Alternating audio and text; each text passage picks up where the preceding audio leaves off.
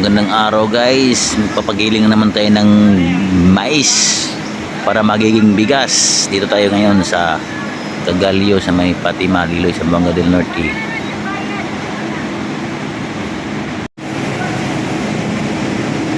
Kamera? Kamera tahop? Ada bukas na.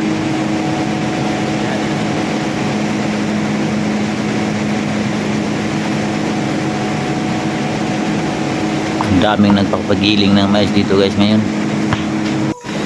Ting harvest na ng mais ngayong panahon na to, month of summertime. Yan guys, so ganyan yung gilingan ng mais ngayon. Yan segregation yan. Yan mag-segregate yung mga maliit, yung peno, yung medyo tawag yun numero 12, numero 14 at saka numero 16, hajis pala. Tapos may mga ano din, mga tahok. Yan o, ang dami oh. Kahilira yung mga bigas oh. Ang puputi pa naman yung mga bigas dito. Ganda yung gilingan dito dahil ano siya, malinis. Tsaka yung iba kasi may mga malikabok. Pero hindi naman lahat na. Ayan guys oh. Ganyan yun siya oh. Isang makina lang umaandar yan, pero maraming nakakonik na mga tawag niyan, parang panbelt, para makakaikot lahat yung mga ma-function lahat yung mga makina, yung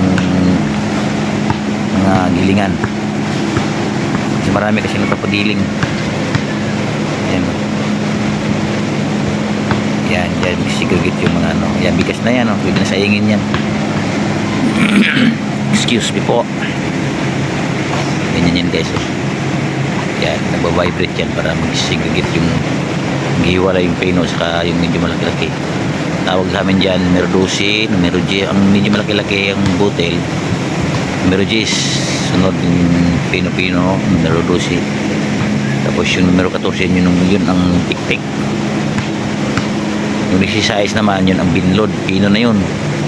Baliktad pala, yung numero G, numero 12, numero 14 yun yung binlod, numero 16 ng tik-tik. Pwedeng gawing biko yun. Hagataan, lagyan ng asukal. Ayan, nakahilira yung ano, mga customer. Yung mga finished product na tapos ng giniling. Ayan o. Yung lalaki ng mga tubo. Yan pumapasok yung mga bigas. Yan, hinihiwalay nila yung na nagiging bigas na. Tapos naging ginigiling. Ano yan, mga boy at tindan, mga karbahante dito sa gilingan. Tambak tayo, dami pero mabilis na nga giling to. Mabilis na matapos. Yan.